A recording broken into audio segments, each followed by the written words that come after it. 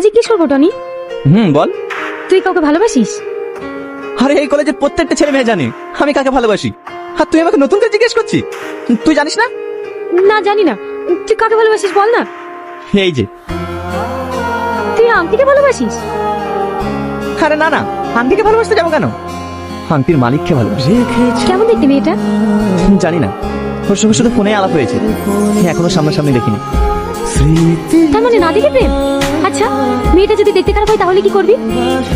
ও যদি দেখতে কুৎসিত হয় না, তো আমি ওকেই ভালোবাসি আর ওকেই বিয়ে করি। কিন্তু জানিস সালমা, এই কয়দিন হলো ও আমার ফোন তুলছে না, ফোন সুইচ অফ বলছে। ওর কিছু হয়নি তো? না না, ওর কিচ্ছু হয়নি, ও একদম সুস্থ আছে। তাই যেন হয়। এই কিন্তু তুই কি করে জানলে? না না, মানে তুই যাকে জীবন দিয়ে ভালোবাসিস তার কোনোদিন বিপদ হতে পারে? কিন্তু ও আমাকে ফোন করে না কেন? ও নিয়ে তুই টেনশন করিস না, তুই দেখবি কয়েকদিনের মধ্যেই তোর গার্লফ্রেন্ড তোকে সারপ্রাইজ দেবে। আমি ওই আশাতে বসে আছি, জানি না সে আমাকে কবে সারপ্রাইজ দেবে। ওই দেখ টনি আসছে। সালমা, আজ আমি খুব খুশি। এই যাকে আমি এতদিন ধরে ভালোবাসছি, আজ তাকে আমি কাছে পেয়ে গেছি। তোকে না আমি বড় গিফট দেবো, কারণ তুই যেটা বলেছিলে সেটা আজকে সত্যি হয়েছে। ওই দেখ, আমার না দেখা ভালোবাসা। পাগলিটা আমাকে ফোন সুইচ অফ করে না, খুব জ্বালিয়েছে। তুমিও কি আমাকে কম জ্বালিয়েছো নাকি? মাহিনুর, তোমার সাথে পরিচয় করে দিই, এই সেই সালমা। তুমি সেই সালমা যে আমাদের কবে দেখা হবে না হবে তার ভবিষ্যৎবাণী করেছিলে? তার জন্য থ্যাংক ইউ।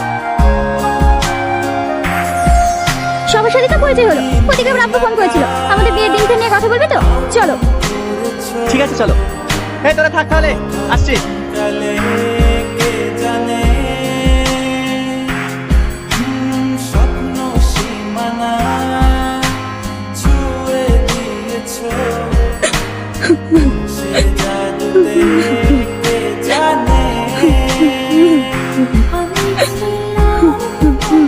সালমা, তুই এত ভেঙে পড়িস না, একটু শান্ত হ।